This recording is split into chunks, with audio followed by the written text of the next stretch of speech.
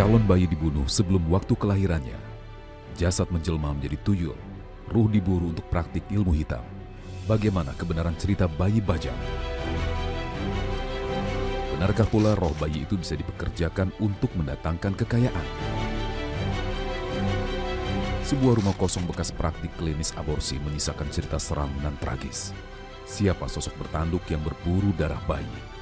Malam ini, misteri dunia akan mengupas tuntas.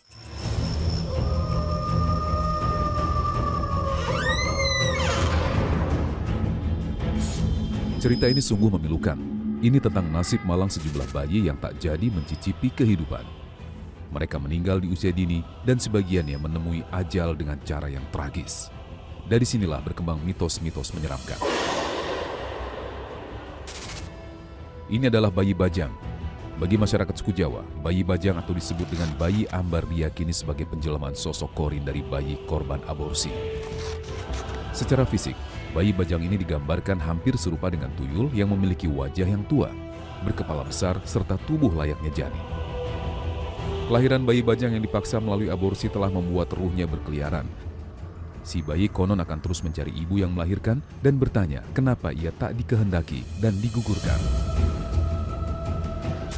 Terkait dengan bayi bajang ya, masyarakat kita itu meyakini bahwa bayi bajang itu kan ada kata bayi dan bajang. Arti bajang sendiri itu artinya tidak jadi. Biasanya ya, bayi bajang ini diambil dari bayi yang keguguran yang usianya itu 7 bulan. Sebagai orang yang beragama tentunya ketika misalnya ada orang yang keguguran dengan usia kandungan 7 bulan ya kita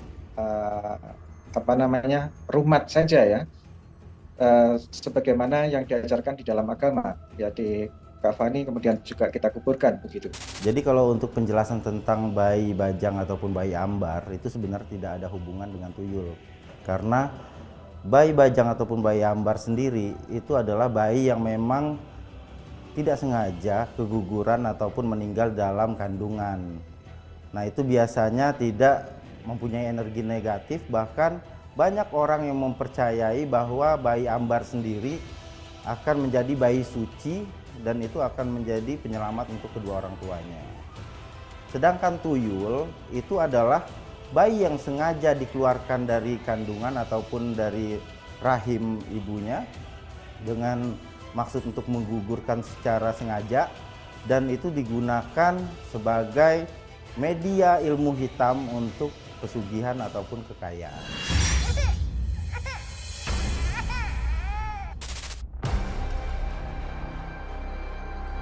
Pada kepercayaan yang lain, keberadaan bayi bajang atau ambar justru dicari oleh sebagian orang.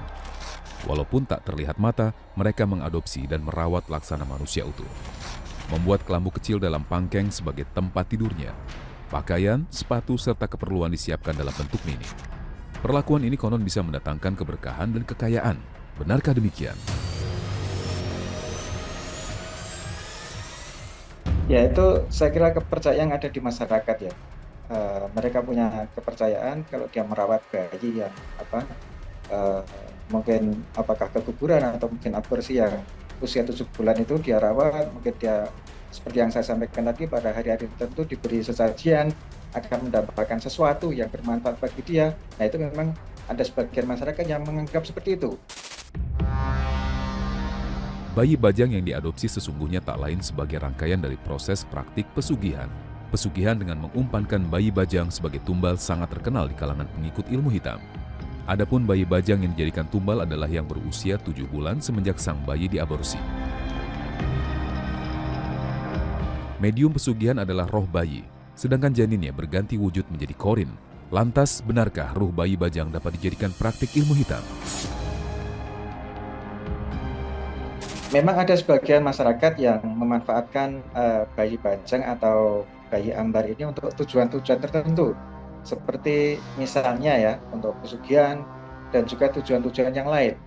Kalau bayi bajang itu kan diambil rohnya untuk tujuan pesugihan. Jadi biasanya orang yang mengambil pesugihan dari bayi bajang ini dia akan mempunyai tempat khusus yang ada di rumahnya, di kamarnya. Kemudian pada hari-hari tertentu ada ritual khusus, mungkin dikasih bunga atau mungkin dikasih bakar minyak dan sebagainya. Kalau tuyul itu beda, ya. Kalau tuyul itu bahkan di daerah salah satu daerah di Jawa Tengah itu ada yang namanya kerajaan tuyul itu. Dan biasanya orang yang akan mengambil pesugihan tuyul akan ke sana dan dia akan memberikan mahar tertentu.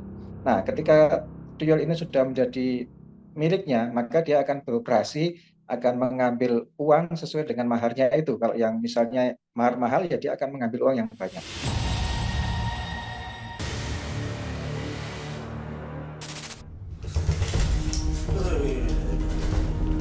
Dalam praktiknya, pesugihan ini mempekerjakan roh bayi bajang yang gentayangan sebagai mediumnya. Roh dipanggil menggunakan beberapa jenis ritual. Jika pesugihan pada umumnya tak terlalu membutuhkan mahar yang mahal, maka pesugihan bayi bajang harus mengeluarkan puluhan hingga ratusan juta rupiah. Nah, jadi bayi bajang ataupun bayi ambar sendiri itu tidak dipaksa. Jadi emang dia mempunyai kelainan ataupun sudah meninggal di dalam kandungan, itu sengaja dikeluarkan dengan tujuan untuk menyelamatkan nyawa dari si ibunya. Nah, sedangkan tuyul sendiri ini emang sengaja dikeluarkan karena tidak keinginan ataupun hamil di luar nikah, dan mereka tidak ingin membesarkan anak ini sehingga dilakukan aborsi, dilakukan untuk pengguguran dan dikeluarkan. Dan ada oknum ilmu hitam yang menggunakan bayi ini sebagai media persembahan ataupun diambil sukmanya sebagai media menjadi tuyul.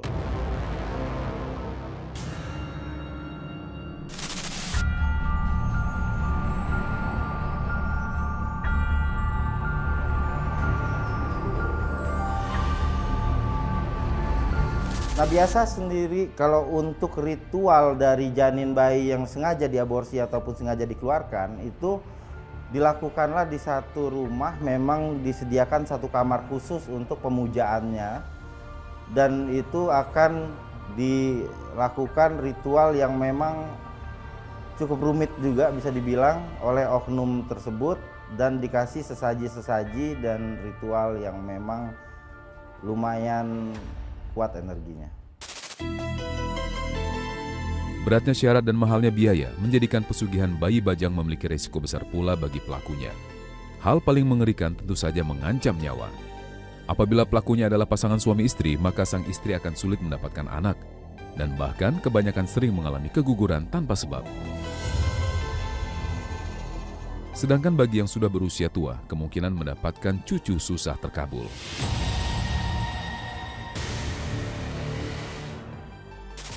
Nah, biasanya kalau untuk pesugihan sendiri yang menggunakan bayi aborsi yang sengaja dikeluarkan, itu biasanya akan ada tuntutan-tuntutan dari makhluk astral tersebut, seperti istrinya harus menyusui si jabang bayi tadi, terus bisa juga korbannya nanti bisa ke anaknya, dia susah dapat anak ataupun anaknya ada yang cacat. Kalau untuk kehilangan nyawa enggak, tapi penyakit keras. Jadi jika tidak dikasih makan dengan waktu yang ditentukan, itu akan terjadi sakit-sakit tertentu kepada oknum si pelaku ilmu hitam tersebut.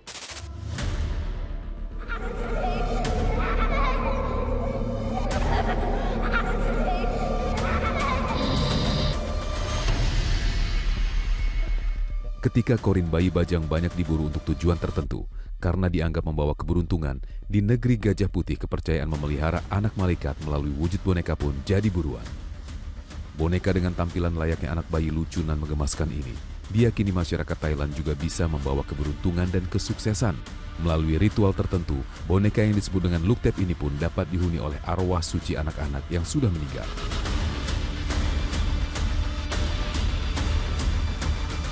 Furi Harun, seorang ibu muda yang memiliki ratusan boneka Luktep di rumahnya ini, menjelaskan secara gamblang mengenai boneka asuhannya. Jadi kalau saya sih lebih menganggap Luktep ini sebagai anak asuh ya. bukan sebagai peliharaan gitu, apalagi tuyul untuk pesugihan itu bukan. Jadi memang Luktep ini merupakan boneka arwah yang sudah di-blessing oleh lersi ataupun biksu di Thailand ya, dengan tujuan bahwa dia akan dibimbing, diasuh, didoakan oleh orang tua asuhnya, dibimbing supaya mereka tidak menjadi spirit-spirit yang nakal sehingga bisa terlahir kembali seperti itu. Nah, jadi kalau Cheng Ho ini anak kecil ya. Anong juga umurnya 4 tahun. Nah, kalau ini adalah yang diaborsi gitu. Nah, Vero juga. Makanya Vero ini termasuk salah satu Luktep yang paling manja ya, karena dia memang dulunya diaborsi sehingga dia itu waktu awal-awal saya adopsi itu tidak mau melihat saya berbagi kasih sayang dengan anak asuh yang lain.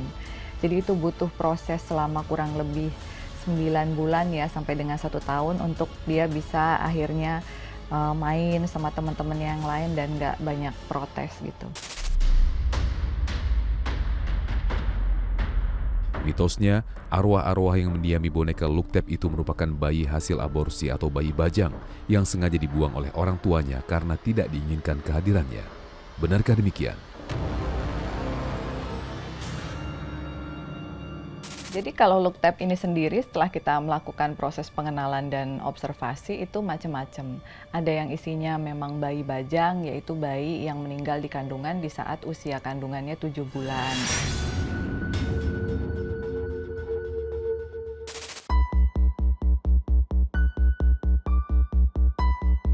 Beberapa versi tentang asal-usul Luktep berkembang di masyarakat Thailand. Salah satunya versi Kumantong atau janin yang meninggal sebelum dilahirkan dan disimpan oleh orang tuanya. Kumantong kabarnya diyakini membawa semangat anak yang telah mati tersebut. Ada sebagian yang melakukan hal-hal seperti itu. Jadi misalnya dia sangat menginginkan punya anak, tapi kemudian karena kesehatannya tidak memungkinkan, terus bayinya meninggal, lalu dia meminta tolong kepada orang-orang yang paham ya bagaimana untuk mengisi spirit dolls, lalu diisi oleh jabang bayinya mereka dengan harapan si anak ini akan terus bersama mereka. Tetapi di sini kita juga mesti paham bahwa dunia mereka dengan dunia kita ini sudah berbeda. Jadi sebisa mungkin kita sebagai orang tua asuh tidak boleh posesif. Posesif dalam artian kamu harus selalu bersama saya. Enggak, justru tugas kita itu adalah untuk membimbing dan mendoakan supaya mereka bisa terlahir kembali ya apabila mereka memang Buddhis gitu.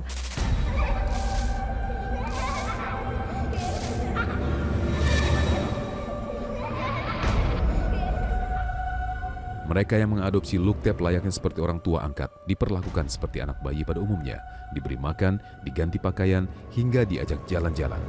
Perlakuan ini dianggap wajar oleh masyarakat Thailand. Semakin disayang, ruh-ruh tersebut akan mendatangkan keberuntungan dan kemakmuran serta kebahagiaan di masa depan. Namun, adakah bahayanya di kemudian hari? Begini penjelasan Mami Furi yang memiliki kemampuan indigo interdimensional.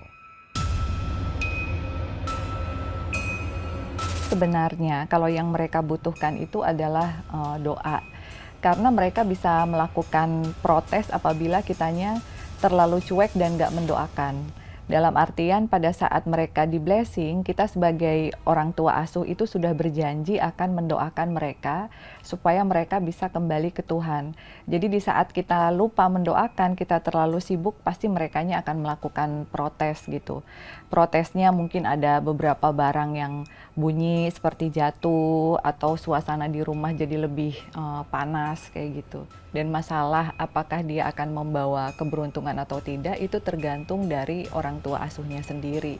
Tapi jangan pernah berharap dengan memiliki boneka seperti ini, baik Luktep ataupun boneka arwah, kita bakalan langsung beruntung, bakalan langsung kaya. Karena untuk mencapai keberuntungan, kekayaan sebagai manusia, kita tetap harus kerja, berdoa kepada Tuhan. Percaya atau tidak, tradisi ini makin berkembang di negara berpenduduk 70 juta jiwa tersebut. Segala mitos yang ada kembali lagi kepada diri seseorang.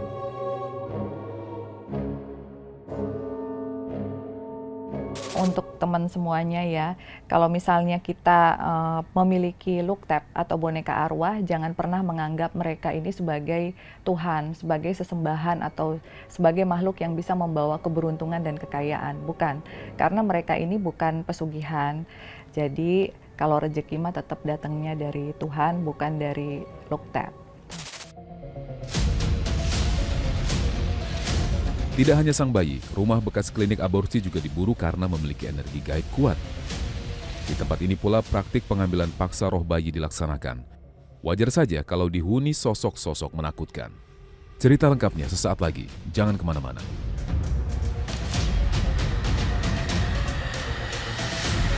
Jadi emang banyak di sini seperti tangisan, jeritan, bahkan seperti suara gema yang memanggil.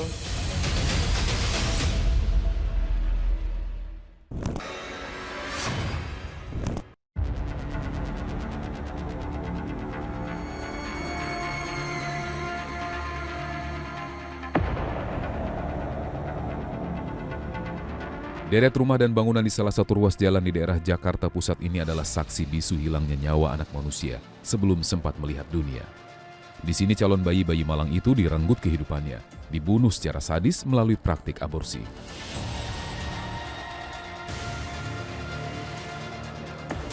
Bangunan yang sudah berdiri sejak era kolonial Belanda terkenal ke seantero ibu kota sebagai klinik aborsi. Ke tempat ini pula pelaku ilmu hitam berburu ruh bayi bajang. Dan meski sudah tak beroperasi, lokasi ini tetap menguar aura mistik. Jerit tangis bayi acap terdengar. Makhluk astral memperlihatkan wujud dalam berbagai dimensi. Lantas, begini pengalaman mistis warga di sekitar bekas klinik aborsi. Nah, kalau ngalamin sih udah lama ini berdiri ya. Paling suka ada suara-suara anak kecil, anak-anak nangis, ya kayak gitu-gitu aja sih, masih. Nah, pas penggerebekan baru mulai berkurang gitu, karena mungkin udah nggak ada lagi yang dikorbankan ya, mungkin begitu kali ya. Setelah penggerebekan, pengosongan untuk berapa bulan, baru sosok yang aneh-aneh timbul.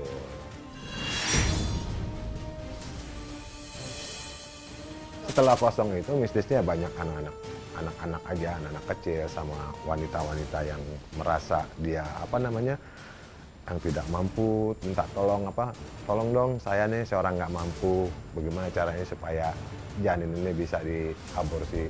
Nah akhirnya mungkin juga karena ada yang semacam itu memanggil arwahnya dia menceritakan seperti hal yang seperti itu aja. Tim Misteri Dunia mendatangi lokasi dan membuktikan lebih jauh cerita-cerita mistik yang disampaikan warga. Langkah pertama dengan meletakkan kamera di 3 titik yang menjadi pusat berkeliarannya dan penampakan entitas astral.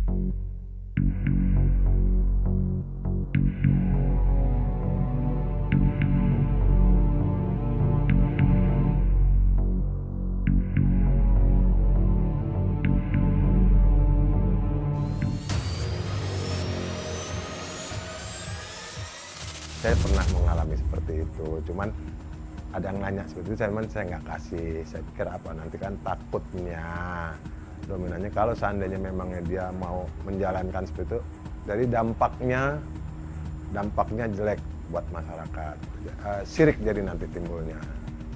Dampaknya bagaimana ya, kalau memang itu nanti semua yang warga, wah ini kaya gara-gara ini nih, akhirnya mereka ikut-ikutan. Nah itu hal-hal yang seperti itu saya larang.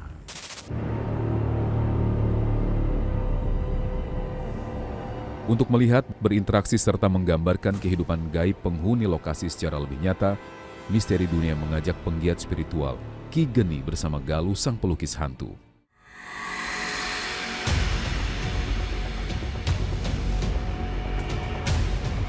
Pemirsa Misteri Dunia, saat ini kita akan melakukan prosesi melukis ataupun mewujudkan, memvisualkan sosok-sosok makhluk astral yang ada di sini, dan Mas Galuh yang akan melukiskan. Sebelum kita melukis, saya akan mencoba membukakan lagi mata batin agar lebih tajam melihat sosok-sosok yang ada di sini.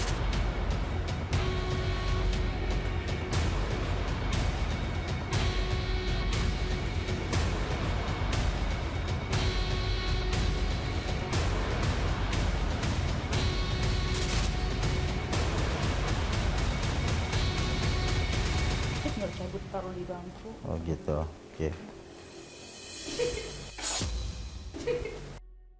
Oh gitu, oke.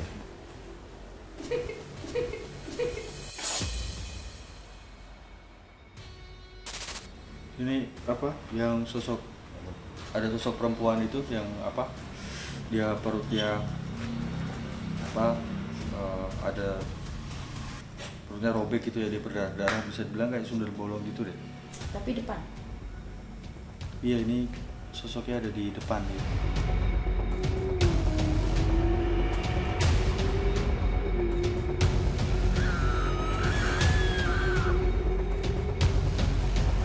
Tadi sih udah izin ya.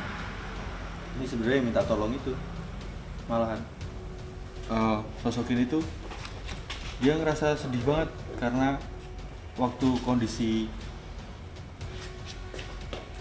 dia sedang apa namanya mau melakukan aborsi ini kayak nggak ada yang bantuin, karena dia mungkin apa ya, nggak, keluarganya juga nggak tahu gitu. Kalau dia sih membawa ceritanya begitu ya, tapi bisa jadikan ini sebenarnya sosok jin kan yang menyerupai. Dia cuma diem sih, kayak apa ya, kayak sering kalau di sini sering duduk di depan gitu, kayak orang apa ya, ngerasa menyesal gitu.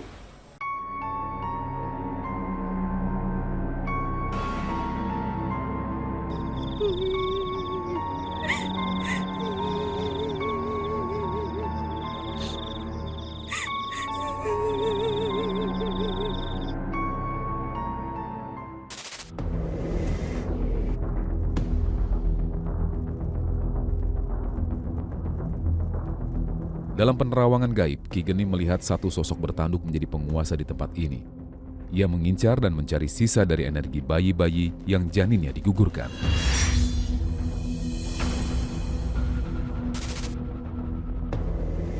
Adapun Galuh dibuat cemas karena kesulitan melukis semua ruh bayi yang ada di lokasi.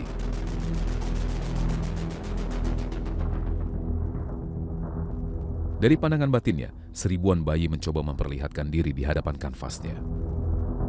Di bagian depan ini memang banyak sosok anak kecil ya Teh. Ada banyak banget. Ada yang laki-laki, perempuan gitu. Sosok ini tuh ada yang bentuknya agak sedikit menyedihkan sih, kayak nggak utuh gitu loh Teh. Karena mungkin dia adalah korban aborsi dulu. Jadi wujudnya beberapa ada yang sedikit aneh. Bang Galuh, berarti dia berkembang dong kan? Aborsi itu biasanya belum sampai terlihat wujudnya ya, baru kecil gitu. Nah sekarang itu terlihat kayak orang udah kayak anak kecil udah bisa jalan gitu ya. Berarti dia berkembang sebenarnya. Iya Teh, karena apa? Ini sudah sejak zaman dulu juga kan.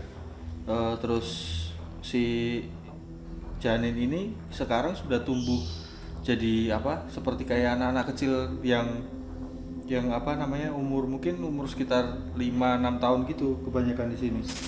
Jadi kalau dilihat sendiri, begitu kita udah penelusuran tadi, itu sebenarnya tidak ada unsur pesugihan. Tetapi memang ini adalah salah satu praktek dari oknum yang memang menggunakan tempat ini sebagai tempat praktek mereka untuk mencari keuntungan pribadi. Jadi dari oknum ilmu hitam sendiri sebenarnya tidak bisa menggunakan tempat ini sebagai tempat untuk mencari roh-roh yang penasaran ataupun yang memang liar. Jadi di dalam praktik ilmu hitam sendiri itu udah mempunyai cara tersendiri dan syarat tersendiri. Jadi mereka memang harus melakukannya sendiri ataupun mengambil memang jasad yang utuh dan itu digunakan sebagai persembahan. Jadi tidak dengan gampang mereka datang ke sini melihat bekas tempat aborsi dan mereka menggunakan energi yang ada di sini, itu mungkin bisa dibilang agak begitu sulit lah ya, bukan dalam pakem untuk di jalur ilmu hitam. Jadi sosok ini itu sangat senang berada di sini dikarenakan dulunya di saat tempat ini masih aktif digunakan sebagai praktek aborsi, itu banyak aroma-aroma darah dan aroma-aroma busuk yang dikeluarkan. Karena kita tahu sendiri bahwa jin itu makanannya adalah darah, tulang, dan kotoran. Maka semakin banyak adanya darah, tulang yang diletakkan di samping itu, mereka semakin kuat dan semakin memanggil untuk orang datang dan berniat untuk membuang janin.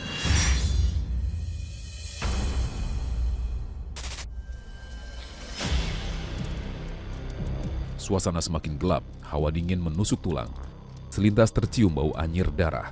Rupanya salah satu sosok wanita korban meninggal akibat aborsi ingin menyampaikan pesan. Sewaktu masih membuka praktik, banyak yang heran tempat pembunuhan manusia ini tak terendus selama bertahun-tahun. Dalam penelusurannya, Ki Geni menemukan fakta kalau lokasi ini memang dipagar dengan kekuatan gaib oleh pelaku yang kini meringkuk di penjara. Bangunan kosongnya kayak lawyer gitu. Orang nggak tahunya begini. Setelah tahunya penggerbekan. Tapi ada kehidupan, Bang? Masa Nggak ada, manusia gitu? nggak ada. Saya orang lalu lalang aja orang masuk keluar pergi. Kalau sebelum digerebek mana ada. Karena kan mereka mungkin pakai pewangi-pewangi apa gimana, pakai karbol apa, kan kita kagak tahu. Jadi nggak hal yang seperti itu ya orang-orang pada masyarakat yang di tempat ini ya nggak tahu. Nggak ada lah penciuman-penciuman bau aroma yang nggak sedap seperti itu.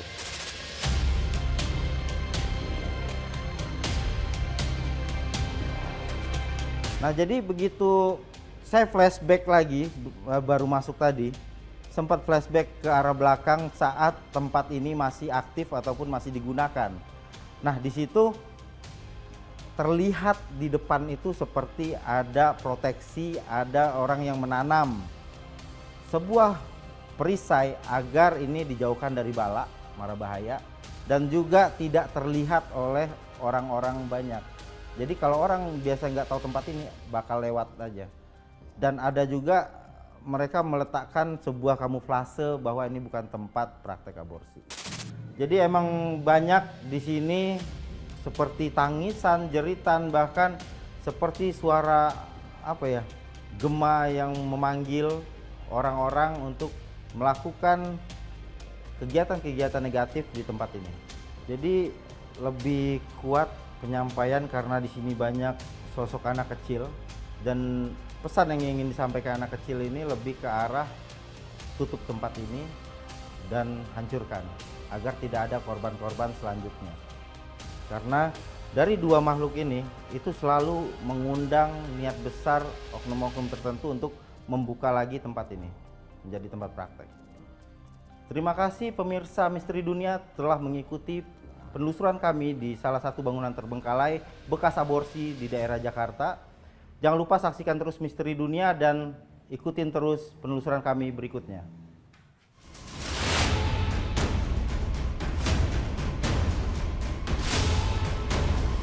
Makhluk-makhluk tak berdosa ini menjerit dan menangis meminta pertolongan. Benarkah roh mereka akan terus mencari tahu mengapa mereka tak diinginkan lahir?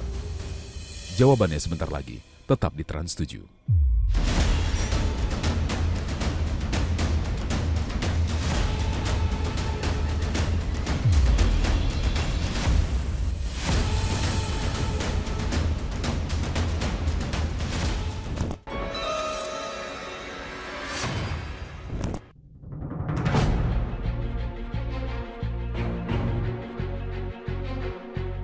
Apapun alasannya, melakukan aborsi merupakan perbuatan yang haram dan dilarang. Hanya pengecualian dalam keadaan darurat yang dapat mengancam nyawa ibu atau janin. Haramnya hukum aborsi dalam ajaran Islam karena perbuatan itu sama saja dengan pembunuhan atau menggugurkan manusia yang telah lahir ke dunia. Seperti terdapat dalam Al-Quran surat Al-Isra ayat 33. Dan janganlah kamu membunuh jiwa yang diharamkan Allah, membunuhnya, melainkan dengan suatu alasan yang benar.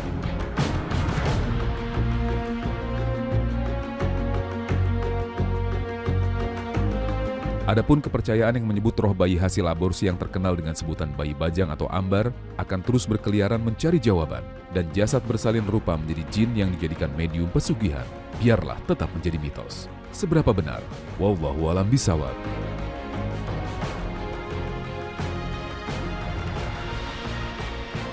Seribu misteri terserak di kolong langit, sebagian sudah terjawab, namun banyak yang belum terpecahkan.